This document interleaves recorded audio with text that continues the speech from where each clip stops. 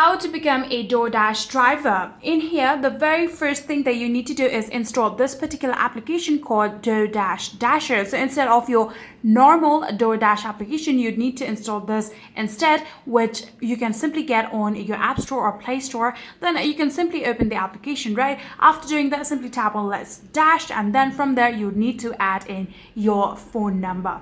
All you need to do is simply add in your phone number. Then you can either log in with your email and password, password too. If you already have your DoorDash account, you can simply tap on login with email and password, and all you need to do is add in your email and the password.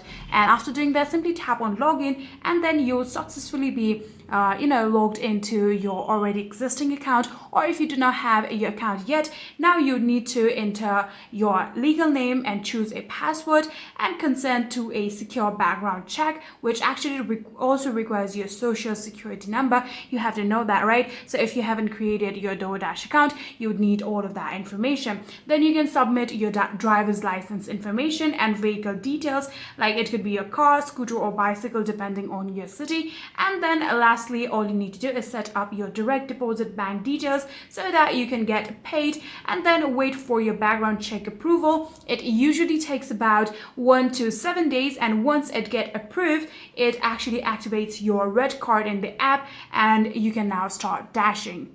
And this is exactly how you'll be able to become a DoorDash driver.